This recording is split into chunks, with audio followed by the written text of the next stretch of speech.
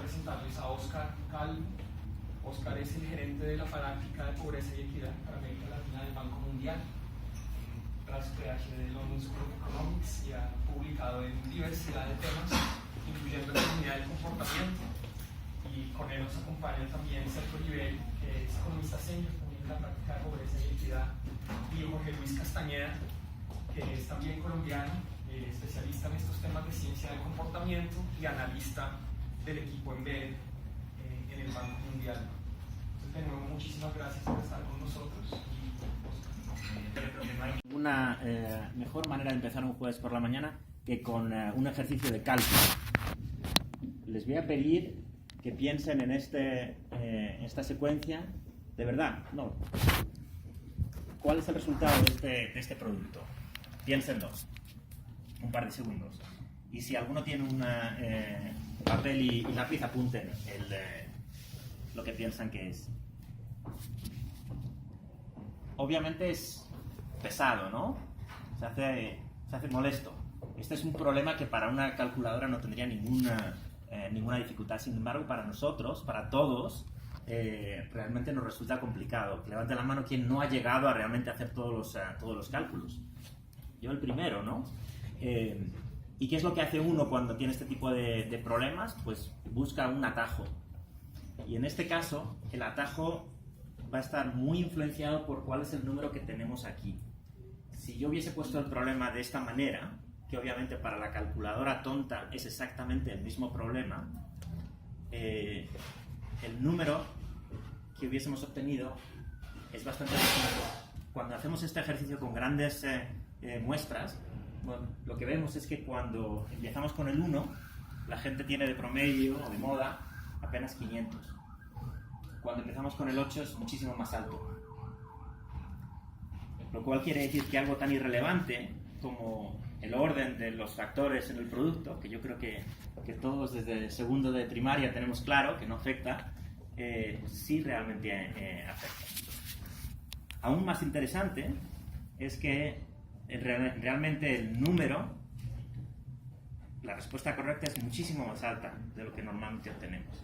Porque nos cansamos y llegamos aproximadamente aquí y decimos, bueno, pues si aquí hemos llegado a tanto, un poquito más, y realmente no hacemos el esfuerzo de hacer la multiplicación. Primer ejemplo. Un segundo ejemplo de otro contexto sobre cómo pensamos. ¿Quién ve el color de esta casilla más ligero, más claro que el de esa casilla? Estamos seguros, ¿verdad? Yo estoy seguro de que es más claro. Sin embargo, esto es algo que es difícil mostrar en PowerPoint. Realmente es exactamente el mismo tono. ¿Qué es lo que está pasando aquí?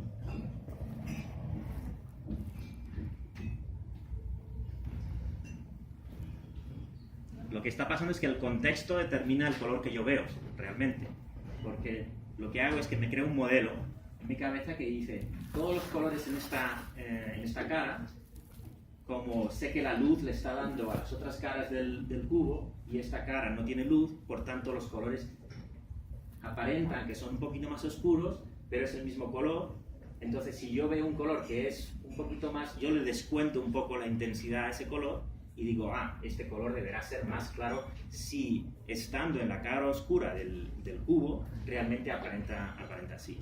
Lo más interesante para mí de este experimento es que por mucho que uno sepa lo que está pasando, ¿cuántos de nosotros seguimos viendo este color más claro que ese de ahí? Por mucho que yo lo sepa. Realmente es ingrained, ¿no? Está metido en nuestra mente este ejercicio de controlar por la situación, por el modelo, por el contexto de lo que está pasando. Un ejercicio más o un par de ellos más para seguir pensando sobre cómo pensamos. Esto es un experimento que se hizo en una universidad en la que en el claustro de profesores tienen le dan café, dan leche, y uno tiene que honestamente poner en la cajita cuánto ha consumido, y pone, no sé, 1 libra por cada $1 por cada vez que ha tomado la leche. Y entonces es pura honestidad, de que depende de que la gente sea realmente honesta y ponga el dinero que ha consumido. Y encima de lo que entrega la leche, ahí se pusieron unas imágenes. Y se pusieron 2 tipos de imágenes. Se pusieron imágenes que básicamente simplemente mostraban unas flores, o se pusieron imágenes que mostraban unos ojos. Y entonces el que hizo el experimento empieza a medir cuánto se recauda dependiendo de que en una semana el cartelito sean los ojos o sean unas flores. Entonces lo que vemos es que la primera vez que ponen los ojos, el monto es tanto. Cambian a flores, el monto que se recauda baja. Y uno diría, bueno, pues aquí lo que está pasando es que la gente pues, se asusta cuando ve esto, y pues, le descoloca un poco y toma una decisión un poquito diferente de una situación un poco más neutra. Probémoslo de nuevo, y semana a semana lo van pasando, y vamos viendo que aunque el monto varía, siempre tenemos una situación en la que el monto, cuando son las flores, que es como una situación más neutra, el monto que se recauda es mucho menor que cuando ponemos los ojos. Parece un experimento tonto, pero lo que está intentando mostrar es que realmente el contexto social importa. Un último ejemplo, para que no sea solo simplemente cuestiones que digan, bueno, sí, es una curiosidad, pero en la vida real estas cosas no importan para decisiones, digamos que grandes. ¿Quién ha visto este gráfico antes? Es un gráfico sobre los donantes de órganos en diferentes países. Esto es el porcentaje de gente que dice que se declara ser donante. Para aquellos que no han visto este gráfico antes, ¿qué creen que puede estar detrás de la diferencia en la tasa de donantes en 2 países que son vecinos, como Alemania y Austria, que tienen más o menos unas circunstancias parecidas? ¿Qué podría estar detrás de esto?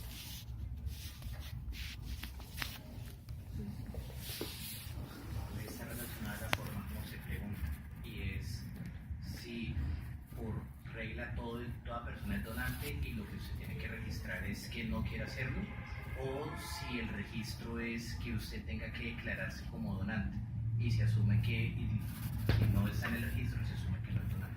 Esa es la respuesta correcta, y yo confieso que la primera vez que vi este gráfico jamás se me ocurrió eso. Yo pensé es que en Alemania no son tan conscientes, ha habido una campaña de información muy fuerte en Austria, o es que en Austria no hay tantos católicos y hay muchos más protestantes y tienen no sé qué, y se me ocurrieron 1000 ideas de por qué, y ninguna de ellas resultó ser cierta, y la que es realmente la que explica esto es eso, que el formulario en el que de estos países uno tiene que marcar en la casilla que quiere ser donante, mientras que en esos otros países se presume que uno es donante, salvo que uno diga explícitamente que no quiere serlo. Lo más importante de esto es que en realidad cuando a uno se le pregunta si es donante o no responde, mira, yo soy donante porque como el formulario era así, pues no hice nada, y mi default es no hacer nada y entonces acabo siendo donante, o a la inversa. No, uno se monta unas historias de, no, yo soy donante porque soy muy buena gente, porque me gusta mucho el prójimo y amo al prójimo y tengo una conciencia social muy fuerte, etc. Entonces la capacidad, digamos, de entender cómo nos afectan estas pequeñas cosas en el día a día es igual que en el caso del cubo. Por mucho que uno sepa que esto puede que esté pasando, es muy difícil realmente reconocerlo. Lo cual es, hasta cierto punto, algo interesante porque se puede explotar, porque es algo que realmente es una característica, digamos que permanente de la gente, continua, y que hace que aunque a veces se conozcan intervenciones que apuntan en un determinado sentido, sigan teniendo impacto, que es algo que luego rescataremos a la hora de ver el potencial para política pública. El resumen de esto es que todas estas, digamos que este nuevo paradigma es ya bien conocido, muy establecido. Las fotos de los señores esos son de los premios Nobel, más Tversky, estaba Taylor a la derecha, Kahneman y Tversky, que son, digamos que los que han fundado no solo la aplicación de economía de comportamientos, o sea, no solo la teoría de la economía del comportamiento, sino también su aplicación. En ese caso, el premio Nobel reciente reconoce mucho eso, ¿no? El conseguir traducir, digamos que teorías o curiosidades como esos ejemplos que les daba del producto, del orden, etcétera, a cosas que en la práctica pueden tener impacto. El resumen es que, y esto lo tienen muy bien escrito en el libro de Kahneman, sobre pensando despacio y pensando rápido, realmente tenemos como dos sistemas, esto es más una metáfora, tenemos dos sistemas dentro del cerebro, uno que es más pausado, que realmente se toma el tiempo, que es, por así decirlo, más racional, al que realmente nosotros, cuando le damos información, la tiene en cuenta, que responde a incentivos como precios y que también responde a las obligaciones que nosotros imponemos. Y estos son información, precios y leyes, digamos que los instrumentos tradicionales de política pública. Cuando nosotros pensamos en política pública, pensamos en incentivos, en regulación o en información casi siempre, ¿no? Sin embargo, tenemos ese otro sistema que es más rápido, que realmente está ahí para ahorrarnos el gran esfuerzo que es pensar. Lo vimos en la multiplicación. Yo no llegué a multiplicar hasta el 8 porque me cansé y decido ahorrar la energía y utilizar un atajo. Y a este sistema que piensa automáticamente, que piensa con modelos, como el caso del cubo, donde ahí tenemos un modelo bien complejo de cómo interpretar la realidad, donde vemos que la cara que está sombreada significará que ahí tiene menos luz y por tanto los colores se ven más suaves de lo que realmente son, y que piensa de una manera socialmente. El caso del pago de la leche, simplemente por el mero hecho de yo pensar que hay gente que me está viendo, aunque la gente sea nada más que una fotografía de unos ojos. Esta es la principal conclusión de ese reporte al que aludía Javier, que salió en el 2015, sobre mente, sociedad y comportamiento, que realmente para nosotros marca un antes y un después en cómo nos enfrentamos a los problemas del desarrollo. Porque lo que al final decimos es que no se trata de decir que solo eso es lo que importa. No, importan las dos cosas, usamos los dos sistemas, y las políticas también tienen que ser conscientes de que tenemos estos dos sistemas. Ahora, no es fácil.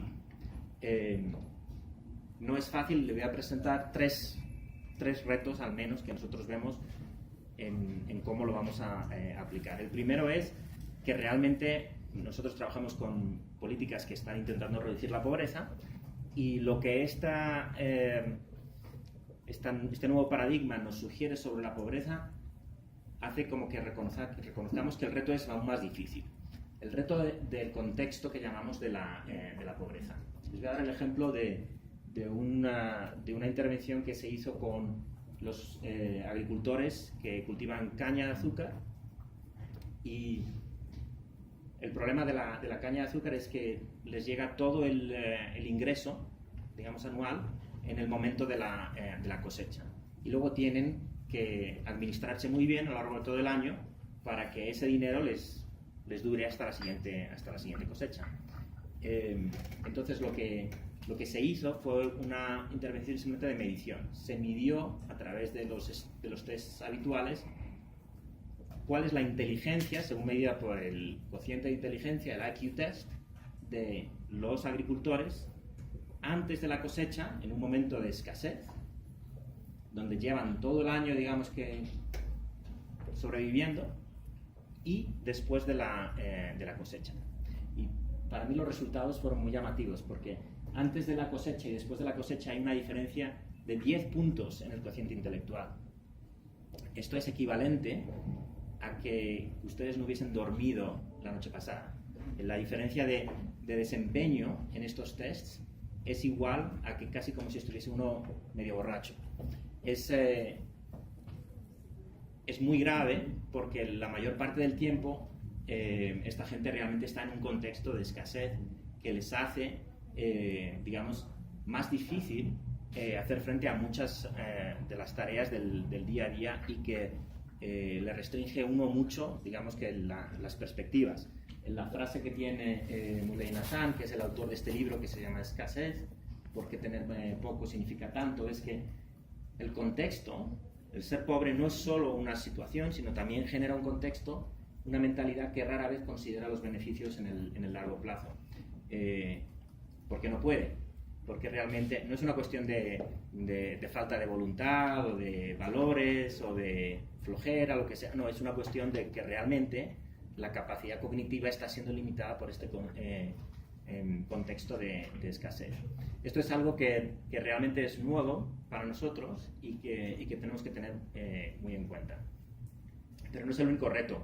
Hay otro reto que es lo que nosotros decimos el contexto de generar política, en el que nosotros cada vez somos más conscientes de que detrás de cada política que aplicamos hay supuestos sobre el comportamiento de las personas. Así que lo que tenemos que intentar es ser transparentes sobre esos supuestos, porque es la única manera de ver si realmente estamos equivocados o no sobre esos supuestos. No podemos asumir que esos supuestos realmente son ciertos. Hay algunos supuestos que es que la gente pondera las diferentes opciones, que tiene información completa y que actúa sobre ella, y que las decisiones que toma son decisiones, digamos, individuales, sin que sean influenciados por otros. Esas suelen ser, digamos, que los supuestos de muchas de las recomendaciones de política tradicionales.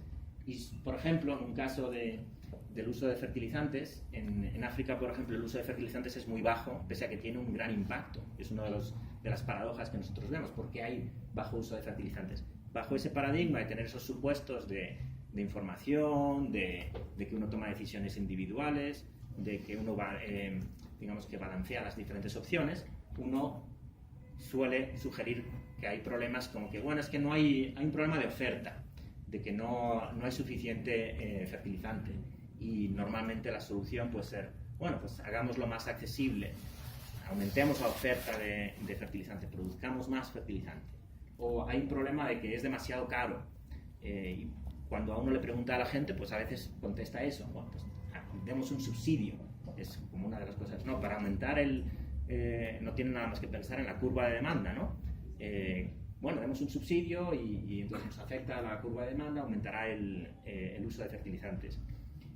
O es que no tienen información sobre el verdadero valor del fertilizante. O hagamos una campaña de fertilizantes, una campaña de información sobre lo que realmente afecta al rendimiento del cultivo.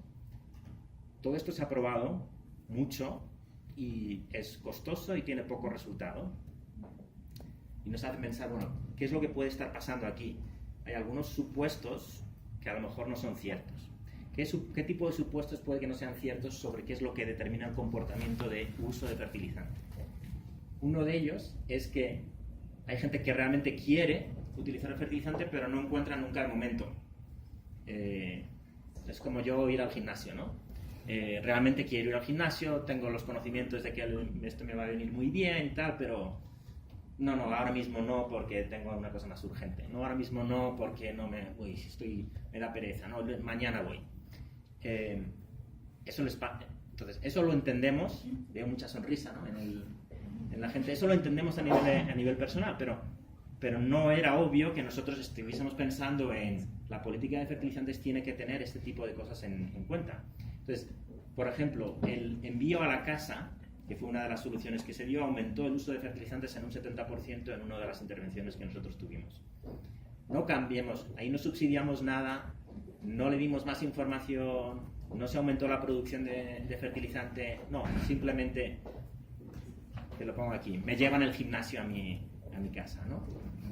Aquí me ponen la máquina delante.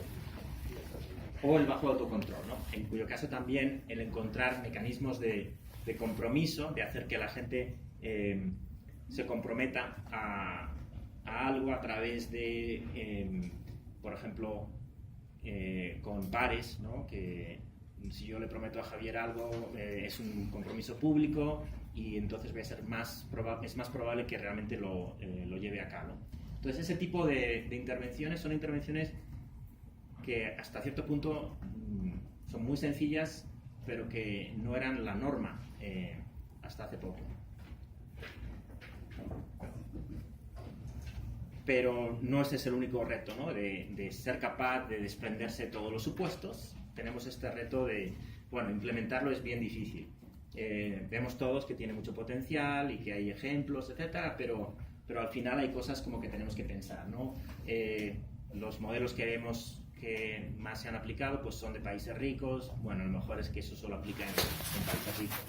O realmente nos gustaría hacer esto, pero de nuevo, tengo 1000 cosas que hacer, entonces sería bonito poder implementarlo, pero no ahora. O la verdad es que no sé por dónde empezar. Cuando uno se pone en el detalle, pues es mucho más complejo. O no tenemos la data, o sería muy costoso levantar la data. De esto hablaré bastante después sobre el tipo de intervención que nosotros hacemos. O queda muy bien a un nivel micro en el piloto, pero al final, ¿cuál es la posibilidad de escalar esto para que llegue a todo el mundo? Yo creo que algunas de las láminas que hemos visto ya muestran que muchos de estos, digamos que estos obstáculos se pueden levantar, no se pueden resolver, y que hay procesos, digamos, que nos permiten de una manera deliberada intentar responder a estas dudas. Se puede. Es cierto que empezó por los países ricos. En la derecha es Cass Sunstein, el de la izquierda imagino que lo reconocen bien. Empezó todo con Cass Sunstein, es uno de los coautores del libro de Natch, y lo nombraron en el 2009 director de una oficina que tiene el título de Information and Regulatory Affairs, pero que básicamente se encarga de verificar que la regulación de Estados Unidos cumple con una serie de criterios. Entonces estaba dentro de la Casa Blanca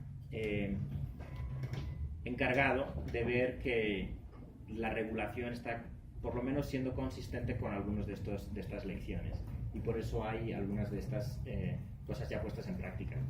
Ahora, de verdad, quien empezó a implementar esta agenda de aplicar lecciones de la economía del comportamiento a la política pública fue en el Reino Unido, el ex primer ministro David Cameron, que montó en el 2010 el equipo de Behavioral Insights Team, con el que algunos de ustedes han venido también trabajando, y que uno de sus asesores, digamos, académicos es el profesor Thaler, que es el reciente premio Nobel.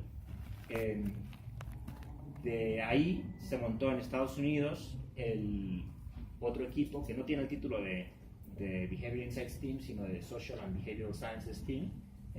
Más recientemente también se pasó una orden ejecutiva por el presidente Obama en el 2015, en el que se obliga realmente a las agencias públicas a pensar en ángulos de economía del comportamiento que puedan mejorar la efectividad de las políticas. Y de ahí lo que nosotros hemos visto en los últimos años es que se ha expandido bastante, sobre todo en países de la OCDE, que han montado diferentes tipos de equipos, agencias, cada uno con su modelo. Es quizá demasiado pesado entrar en los detalles, pero básicamente son modelos que difieren en dos dimensiones. Una es la dimensión sectorial, si realmente cubren todo tipo de políticas o todo tipo de intervenciones, o son más encaminados a una determinada política, a un determinado sector, y también en lo descentralizados que están. El modelo inicial del Reino Unido era muy centralizado en la oficina del primer ministro, ya cambió, y otros modelos son mucho más modelos de redes. Pero el mensaje es que para algo que es tan reciente, realmente hemos visto bastante crecimiento en los últimos años a lo largo del mundo. Y digamos que características generales que vemos es que suele empezar con un campeón dentro del gobierno. Es necesario tener un mínimo de escala adentro de estos equipos para tener posibilidad de implementar varias cosas.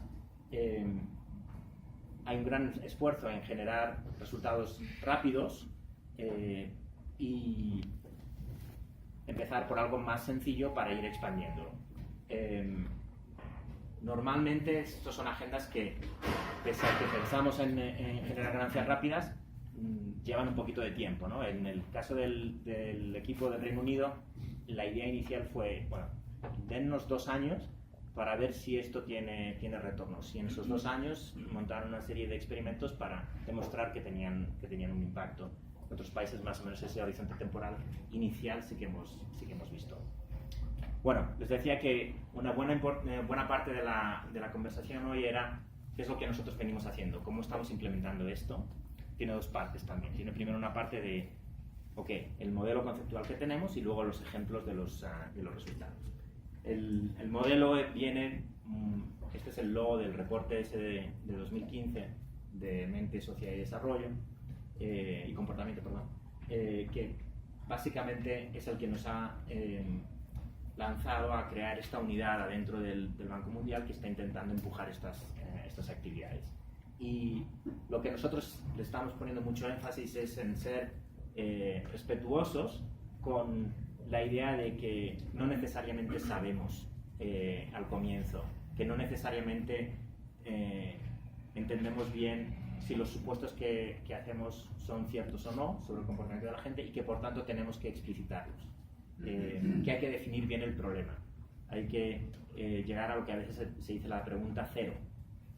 Yo pongo siempre el ejemplo que lo cuentan en los de IDEO. IDEO es la compañía que diseñó el Apple, el look del Apple. Y diseñan 1000 cosas. Y una vez les llegó el pedido de unos cirujanos de California que querían que su bisturí fuese más ligero. Ese fue el pedido. Bueno, entonces después de rediseñar el bisturí, le dieron un bisturí a los cirujanos que realmente era algo más pesado que el original. Y sin embargo los cirujanos estaban contentísimos. ¿Por qué? Porque el pedido no era quiero un bisturí más ligero. El pedido era quiero un bisturí más cómodo. Lo que pasa es que los cirujanos habían asumido que para ser más cómodo tenía que ser más ligero.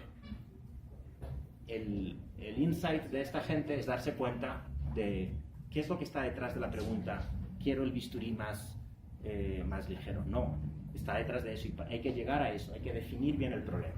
Nosotros hacemos muchos ejercicios sobre defíname el problema. El problema es que la gente paga los impuestos a última hora porque son flojos, porque no prestan atención. No quiero el por qué, quiero defíname el problema. ¿Y qué es exactamente el problema? No pagan impuestos.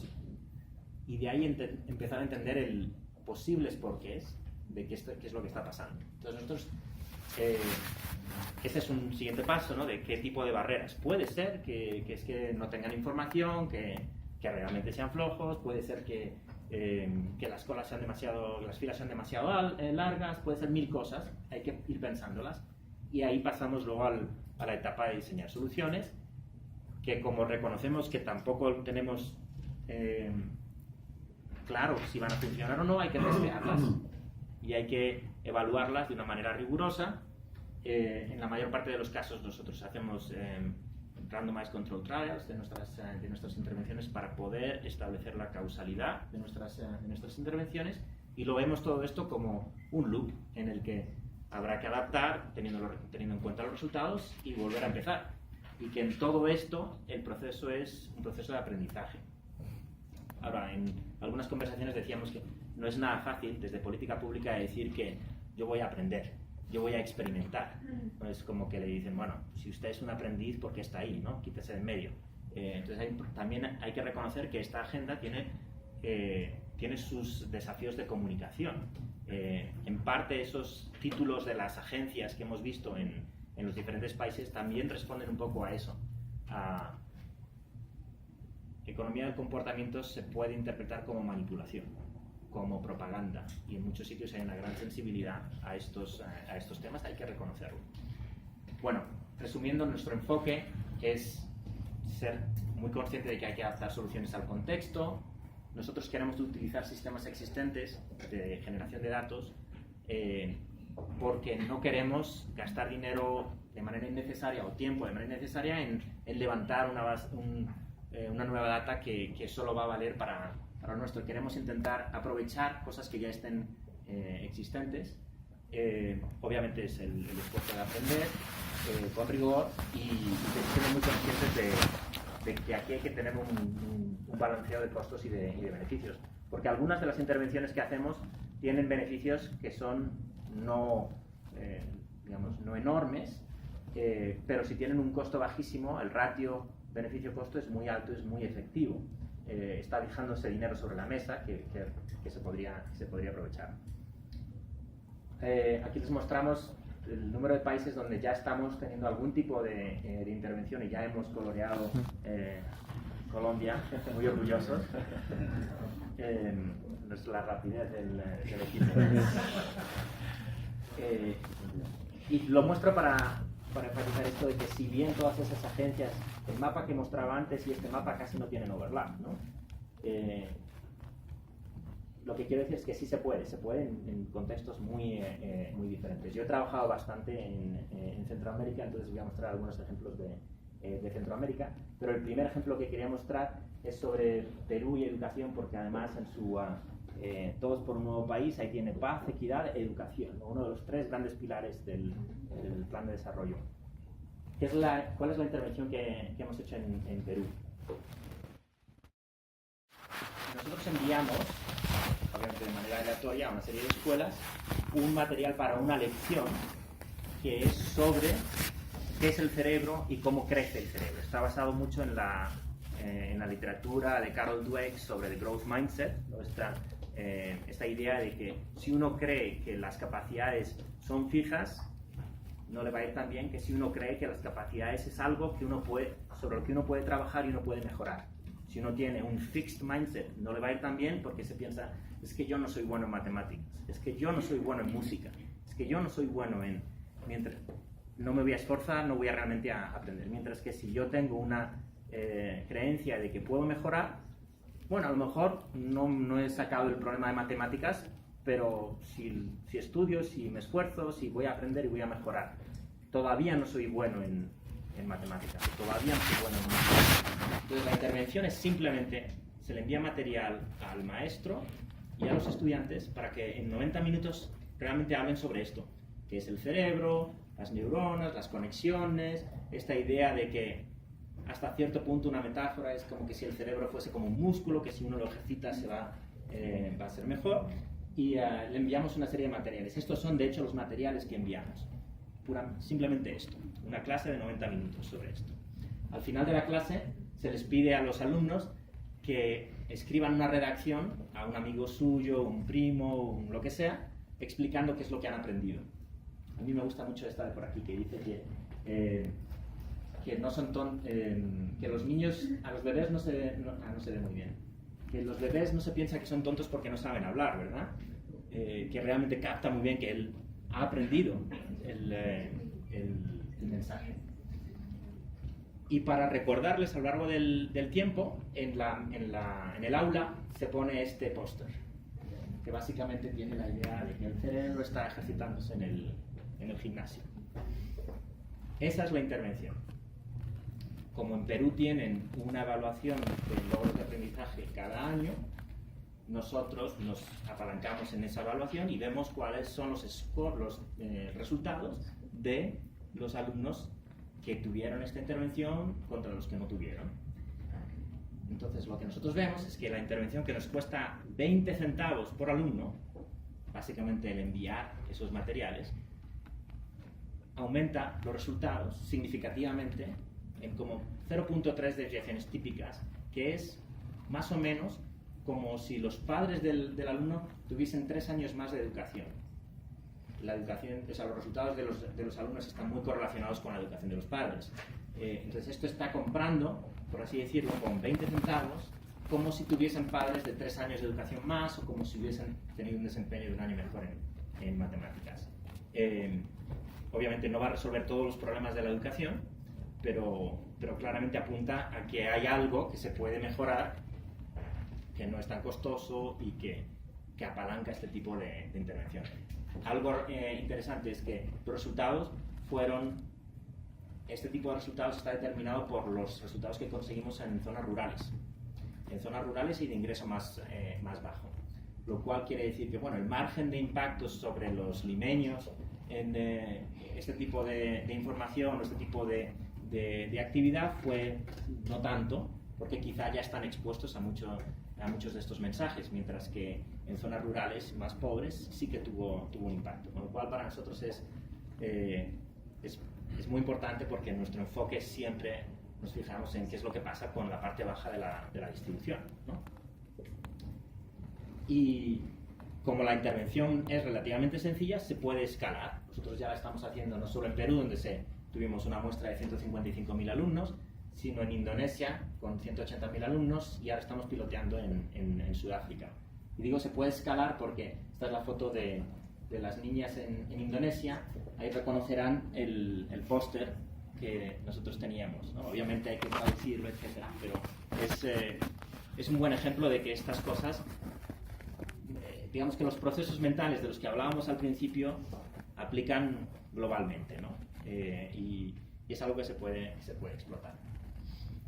Segundo ejemplo de resultados. Esto es algo que trabajé en Guatemala, con tributos, donde nos dejaron jugar con aquellos contribuyentes que en el pasado habían declarado, pero han dejado de declarar, y que además la Superintendencia de Administración Tributaria pensaba que eran los perdidos, los que según ellos tienen una serie de criterios y evalúan la probabilidad de cobro de que estos contribuyentes paguen. Y estos eran, digamos, los que ellos no pensaban que iban a pagar.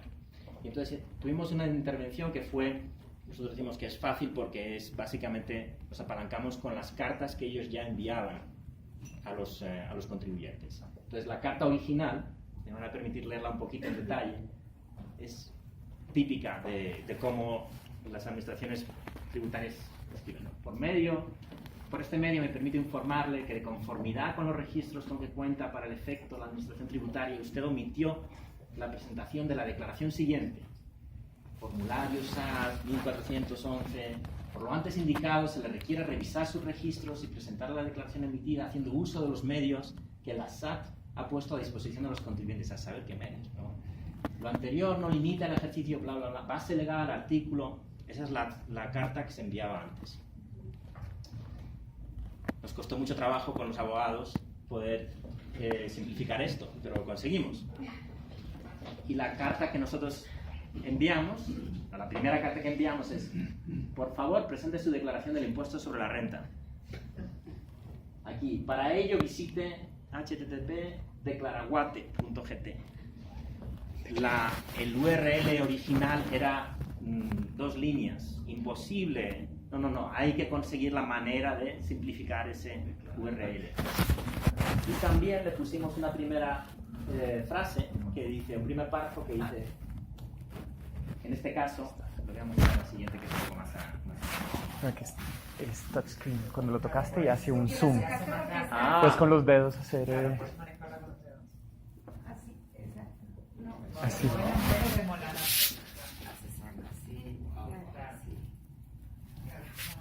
Muy bien.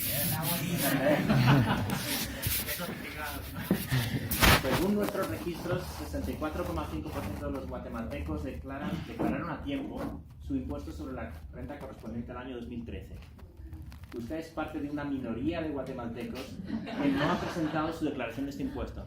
Yo tenía muchísimo miedo cuando probamos esto, porque esto es una copia de lo que había hecho el Behavior Insight Team en el Reino Unido. En el Reino Unido el número aquí era el 90%. Entonces, nosotros teníamos la preocupación de, bueno, yo leo ese y digo, el 30 y pico % no declara a tiempo, pues yo soy uno de ellos. Lo que pasa, y es todo cierto, porque una cosa muy importante es que no se puede mentir. realmente uno tiene que ser ético. Y esto es cierto, pero también es cierto eso. Usted es parte de una minoría y nadie quiere ser parte de una minoría. Y esto es difícil de entender, mientras que esto es mucho más fácil de entender. Entonces ahí las palabras juegan hasta cierto punto en nuestro favor. No sé ahora cómo salir de esto. Ahí estaba, lo había puesto en grande para que lo viesen. Yo creo que la parte efectiva fue esto, ¿no? Usted es parte de una minoría. Ahora, una vez que ya tenemos el acuerdo del abogado, que se puede cambiar la carta, y nos obligaron a ponerlo de base legal, que pusimos ahí abajo. Pero ahora ya jugamos con qué mensaje le enviamos y alteramos qué tipo de mensaje le enviamos. Si usted no declara, podría ser auditado y afrontar el proceso establecido por la ley. Previamente hemos considerado su falla al declarar como un descuido. Le damos la oportunidad de, no, esto fue que me descuidé. Sin embargo, a partir de ahora, considerará una acción premeditada y por lo tanto podrá ser auditado y aumentar. Otra fue, usted es un ciudadano de Guatemala y su país lo necesita. Sea un buen ciudadano y entregue su declaración. ¿Apoyará a su país? Entonces, ¿este juego es previo a tomar la decisión de la frase que quedó finalmente?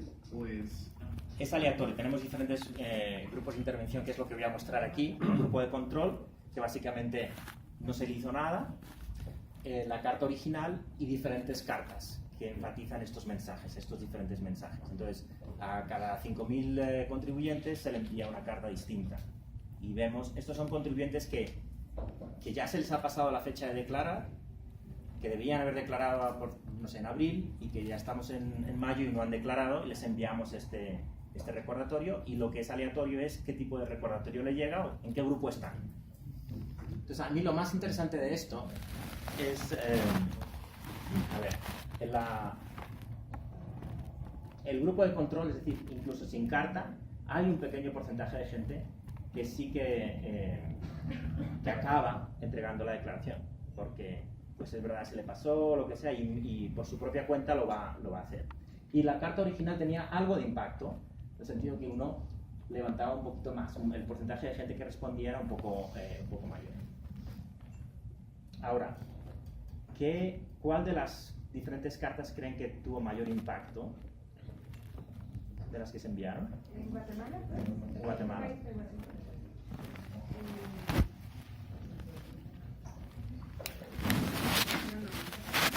La norma social, ¿alguna otra idea?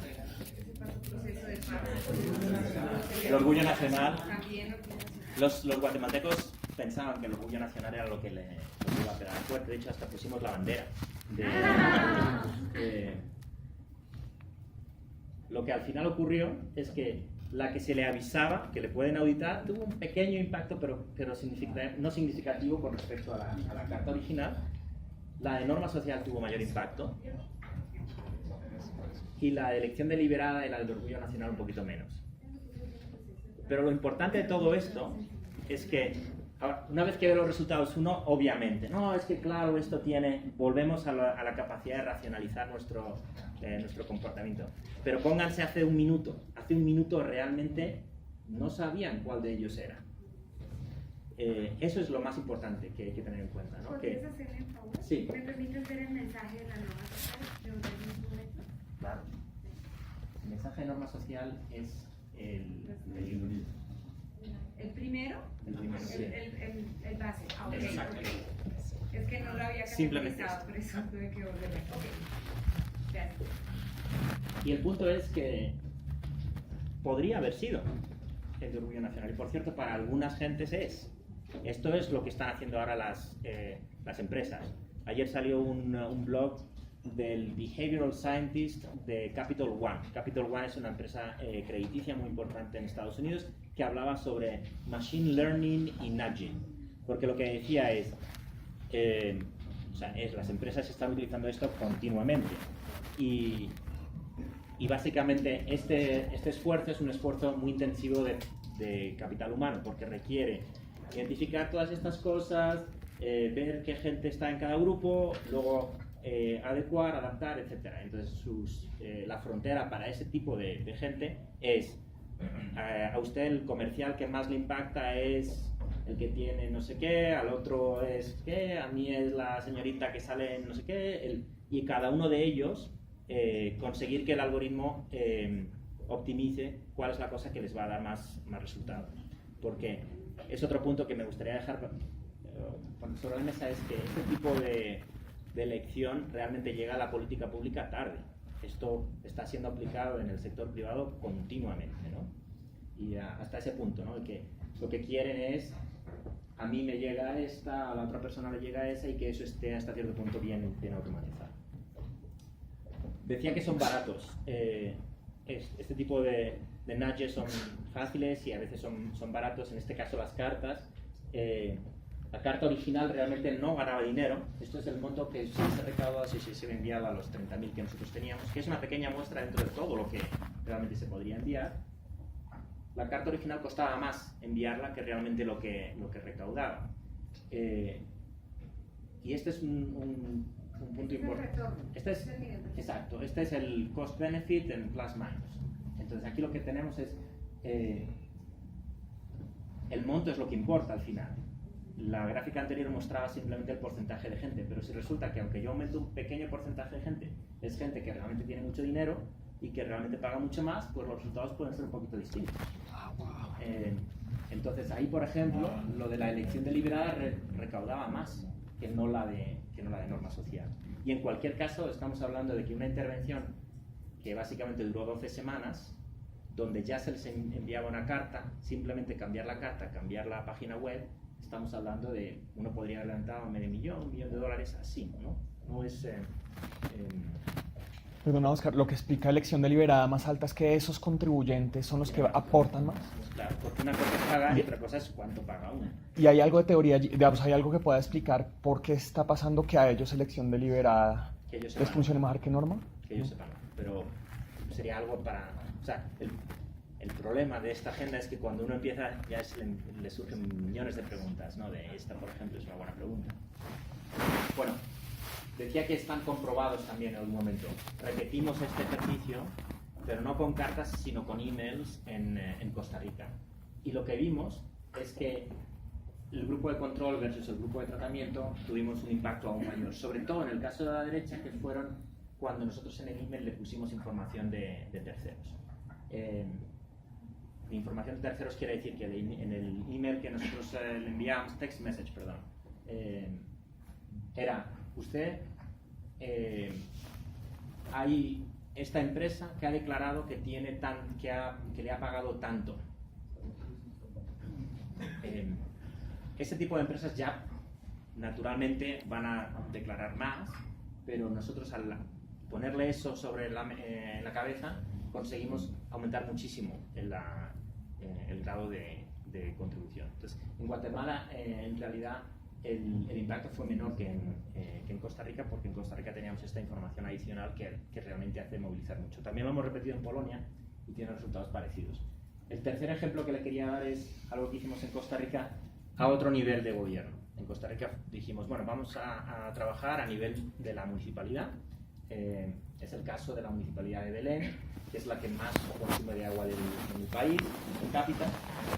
Y parte de los problemas que nosotros encontramos es que la gente no sabía cuánto consumía, no sabía lo que debería consumir, entre comillas. Había poco entendimiento sobre qué podían hacer o cuáles son las cosas concretas que deberían hacer para reducir su consumo de agua. Y luego es un tema de, bueno, sí, yo estoy de acuerdo en principio con que hay que reducir el consumo de agua, pero no es necesario que yo individualmente lo haga porque, bueno, yo casi no consumo. Son los otros, siempre hay alguien que consume más y que debería ser el que haga el ajuste.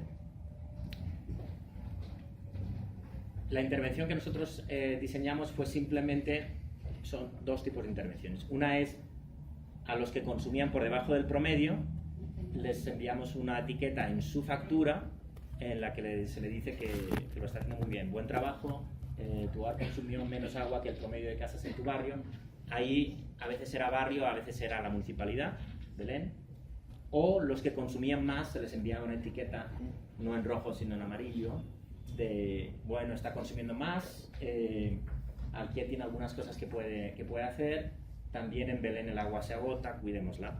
Y otro tipo de intervención fue enviarle a la gente una planilla para que la trabajen ellos sobre qué es lo que puede hacer, es un compromiso para reducir el consumo de agua, y lo que se le pide es primero que aprenda cuánto realmente está consumiendo de agua. El único dato que estaba ya prerellenado era lo que es el consumo promedio.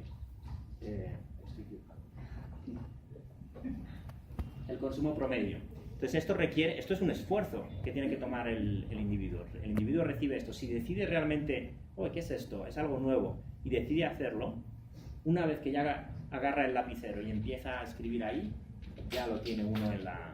Es como cuando uno va al supermercado y agarra la caja de cereales, una vez que tiene la mano levantada ya ha comprado el cereal. Da igual que luego realmente se dé cuenta de que el cereal pesa menos de lo que antes y que me están engañando y me están cobrando mucho más. No, una vez que ya tiene la mano levantada ya está frito, ¿no? Entonces aquí, una vez que uno ya está comprometido, ha puesto algo de su parte, ha hecho un esfuerzo sobre rellenar este formulario, etc., se le sugieren algunas cosas que no se le imponen, sino que simplemente se dicen, podría hacer esto, marque a los que usted se va a comprometer.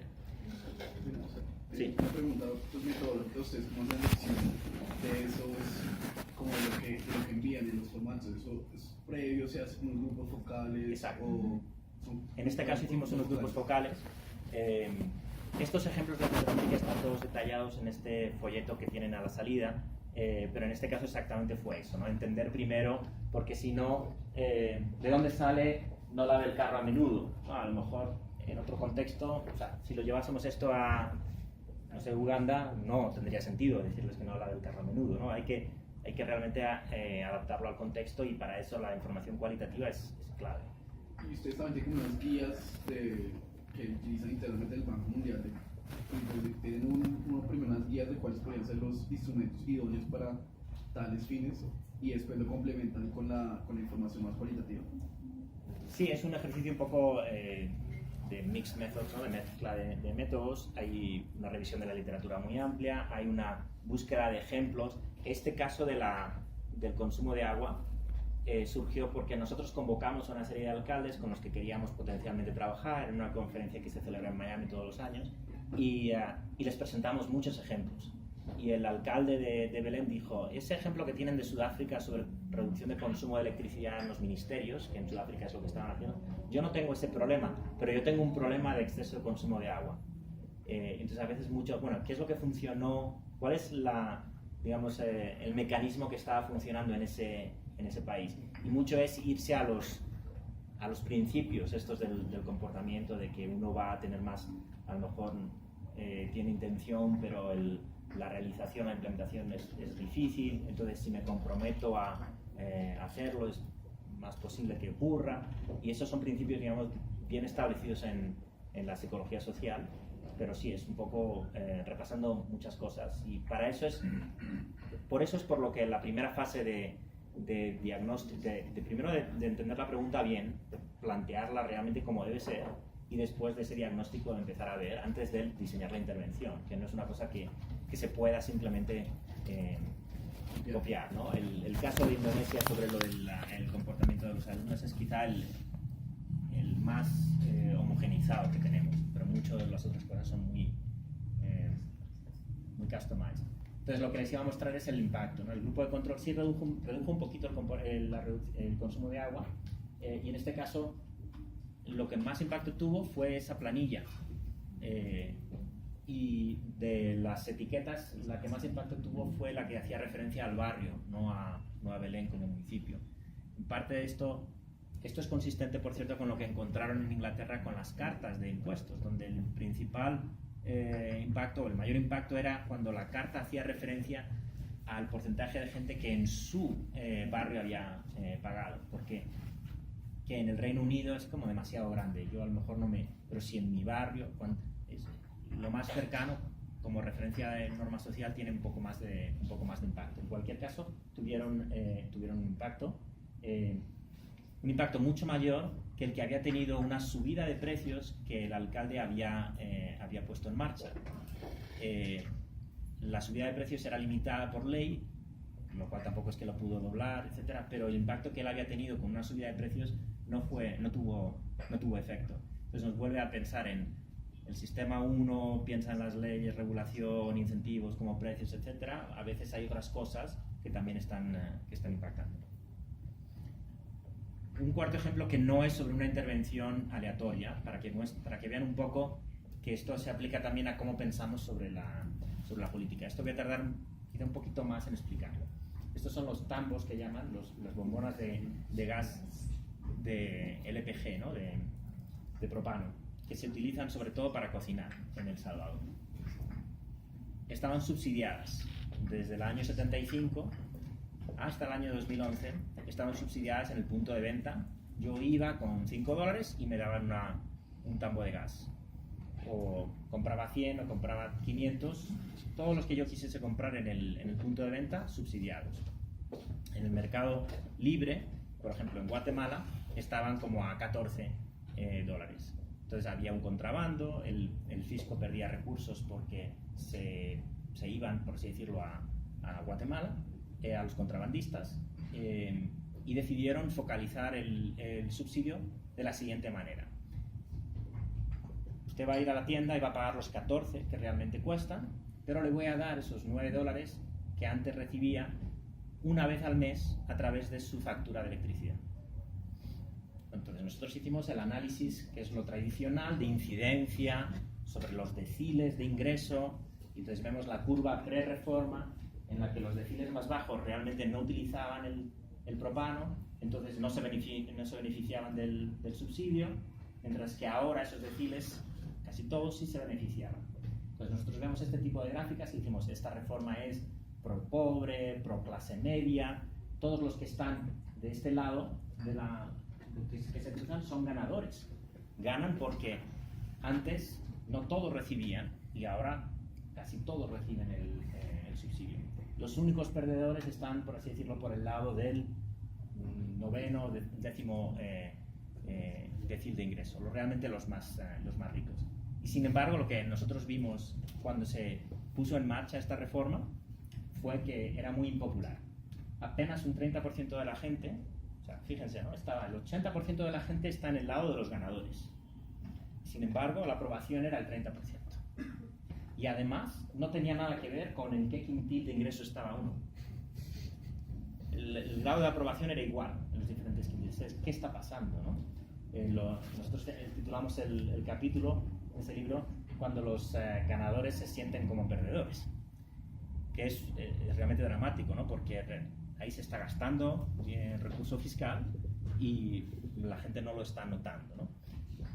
¿Qué es lo que estaba pasando?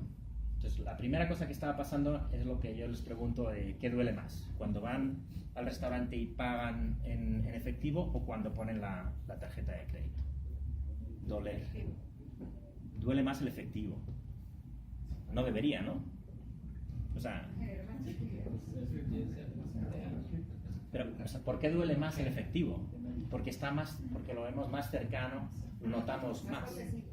Esto tiene una palabra saliente, ¿no? Que es más saliente, mientras que el remover el dinero a tenerlo en forma de tarjeta lo hace menos saliente. Entonces, claro, la gente que iba a comprar y ahora en vez de pagar 5 billetitos tiene que pagar 14 billetitos, por mucho que luego le lleguen los $9 todos los meses.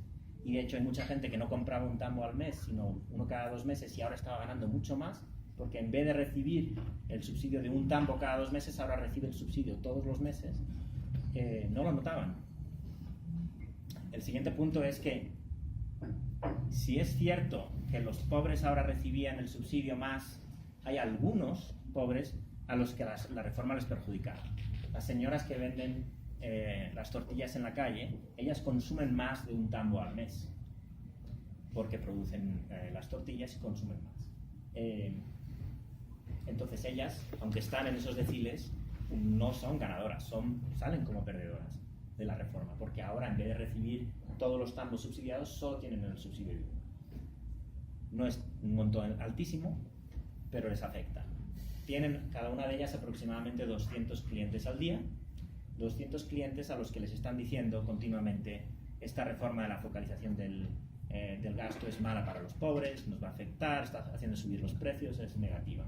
Yo consumo, yo voy a comprar ahí mi almuerzo, pero yo no me entero de mucho, lo único que escucho es esta persona con la que me fío me está diciendo que esto es negativo para los pobres. Lo trágico de esto es que al final se les dio una exención después de que se empezó a implementar, con lo cual el gobierno se comió el costo político y el costo fiscal. El costo fiscal de darles la exención y el costo político de que estaban en contra y han tenido este impacto en el resto de la sociedad. Entonces nosotros tenemos encuestas que muestran, por ejemplo, que cuando le preguntamos a la gente si está informada o no sobre la focalización, aquellos que se declaran informados más o menos son capaces de encontrar alguna cosa positiva y alguna cosa negativa más o menos de manera igual. Y por cierto, estos que son informados, aunque son apenas un cuarto de la población, aprueban la reforma mayoritariamente, tienen un nivel de aprobación por encima del 50%.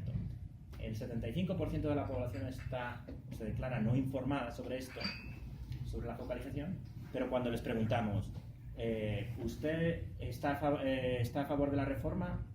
Están en contra de la reforma, apenas menos del 30% está a favor. Y cuando les preguntamos si son capaces de encontrar cosas positivas o cosas negativas en la reforma, lo que vemos es que los desinformados casi no son capaces de encontrar nada positivo, pero son capaces de encontrar cosas negativas, y a un porcentaje mayor que los que saben sobre la reforma. Es decir, que la gente no necesariamente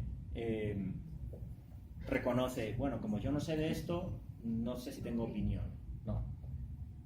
Al contrario. Yo no sé de esto, pero voy a opinar, va a perjudicar a los pobres, va a subir los precios, etc. Es increíble ver las respuestas de las encuestas que obtenemos de esto. Entonces, es algo que hay que tener en cuenta, es obvia la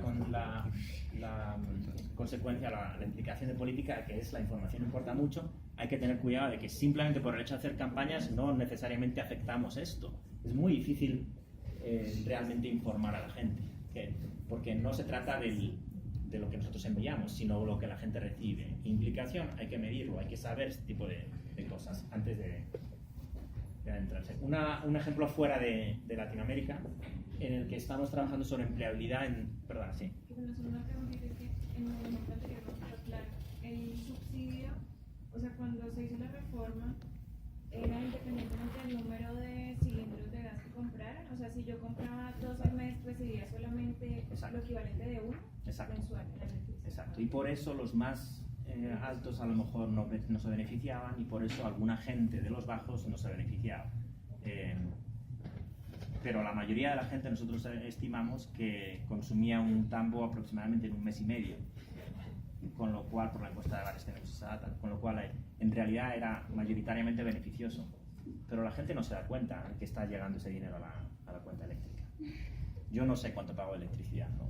Me da igual que me subsidiasen 9, 11 o 13, porque no lo sé.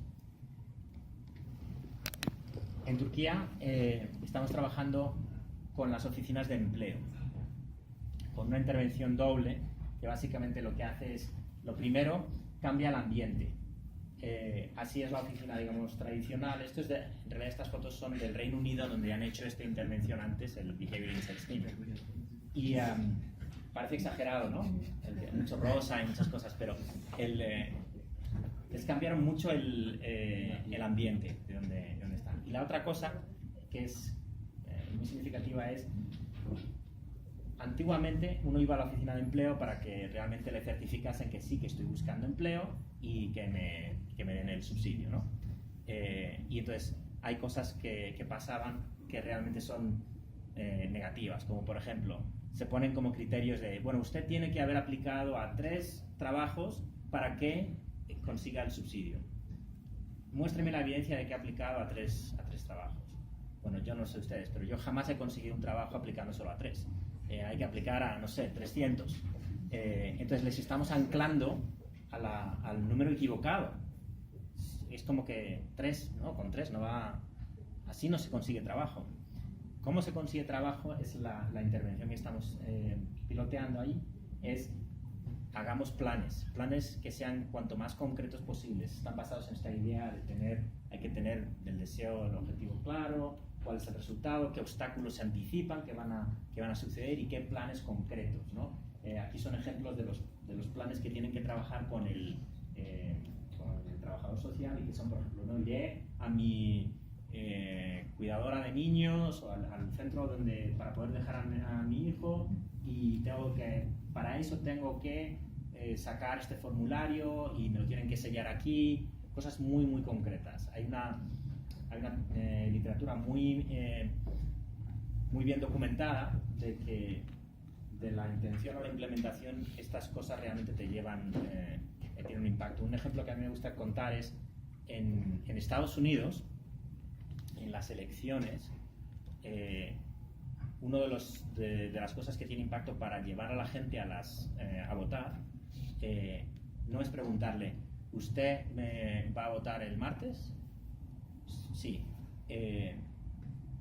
¿Va a ir en carro o en autobús? No, en autobús. ¿En qué línea de autobús? No, en la 32. ¿Y va a ir por la mañana o por la tarde? No, voy a ir por la mañana. ¿Antes de llevar a los niños al colegio? No, voy a ir después.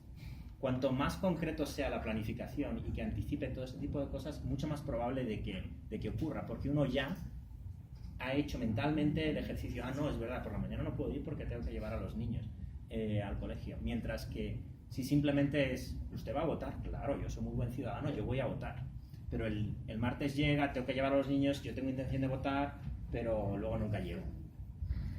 Ese tipo de insight es lo que estamos utilizando aquí en Turquía. Todavía no tenemos resultados. En el Reino Unido se tenían resultados positivos sobre este tipo de intervención. Otra muy distinta, otra región y otro tipo de tema. Medición. Nosotros en el Banco Mundial medimos mucho la pobreza.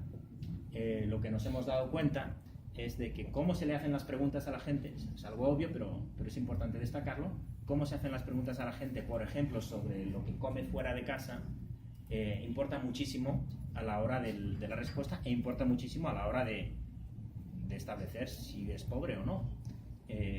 Entonces nosotros, por ejemplo, el formulario lo hemos adaptado para que los periodos de memoria que uno tiene que mostrar no sean muy grandes, porque si yo les pregunto qué comieron la semana pasada, bueno, pues cualquier cosa, ¿no? Entonces ahí es el tipo de intervención que también es útil para medición, ¿no? El aplicar este tipo de insights.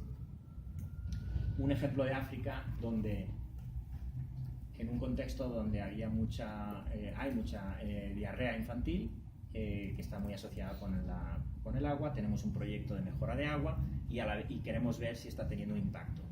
Entonces ahí lo que es la intervención es básicamente unos formularios que no tienen letras. ¿Por qué? Porque la mayor parte de la gente que está recibiendo este formulario no sabe leer.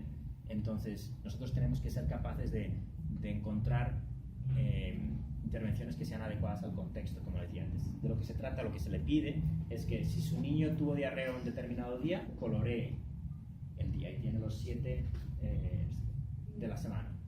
Y al final del mes se suman y se comparan con lo que otras familias han tenido, para que ahí se le muestra que usted tiene que comparar con las otras. Entonces la única cosa que me gustaría mencionar es eso, ¿no? De que la adaptación al contexto llega a estos extremos, ¿no? Es decir, el formulario puede que no tenga que tener letras y que tenga que darse de otra manera. Y con esto termino. Nos lo tenemos que aplicar a todos nosotros. Nosotros lo hemos aplicado en el contexto del Banco Mundial. Hay varias cosas que hemos hecho que luego sí en la conversación podemos detallar más, pero una de ellas es intentar aumentar las donaciones a la caridad que nosotros tenemos cada año, final de año del calendario, donde hemos hecho cosas como se le pide a la gente que firme aquí si promete que va a donar la semana que viene. La idea es que si uno firma, no solo poner el nombre, si uno firma es más personal y se compromete más. O otra cosa que habíamos hecho es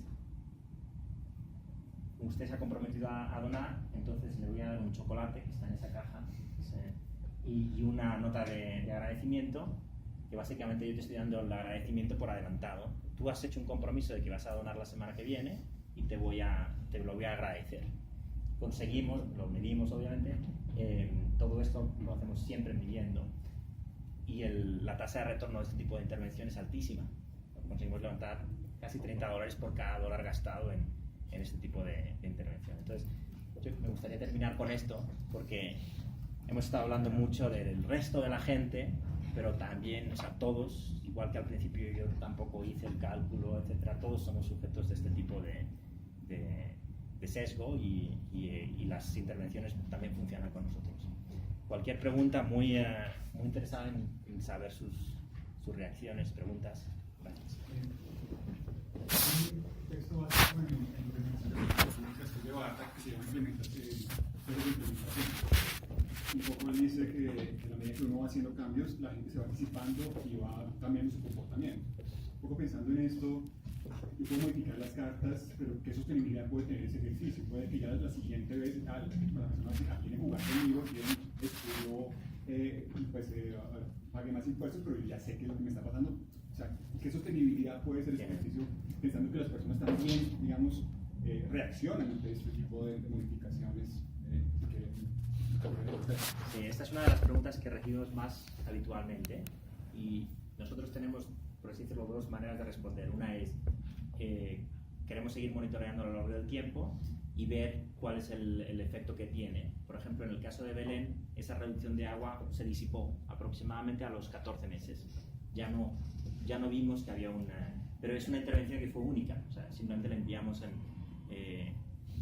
si les hubiésemos enviado una nueva intervención, a lo mejor hubiésemos tenido algún impacto o no. En cualquier caso es interesante ver el recorrido que tiene.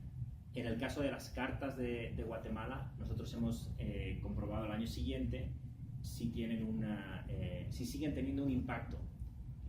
En ese caso sí tiene un impacto sobre la probabilidad de que paguen. Quizá porque lo que hemos cambiado es un poquito el default de que alguna de esta gente pague. Yo creo que es un proceso que nunca acaba y que es cierto que uno puede adaptarse. Los ciudadanos pueden responder de diferentes maneras. Lo sorprendente es que en algunas de estas cosas, incluso ya hay evidencia empírica, cuando la gente descubre que le están dando un empujoncito, no está necesariamente en contra de ese empujoncito, sí piensa que es legítimo. Entonces, que a mí me traigan ahora la máquina para hacer bicicleta y yo sepa que me están, entre comillas, manipulando y que, bueno, me lo están poniendo fácil y me lo están haciendo como que no me molesta, porque concuerda con mi objetivo, que a mí me gustaría hacer bicicleta. Entonces eso sí que hay que tenerlo muy presente, ¿no?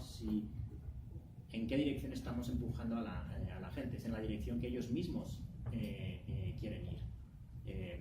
Esa es la idea que tiene Seiler y Sunstein, que lo llaman el paternalismo libertario, en el sentido de que uno siempre tiene la libertad de no ir por esa opción, y es paternalista en el sentido de que nosotros le ponemos una opción, digamos que predeterminada, que es el default.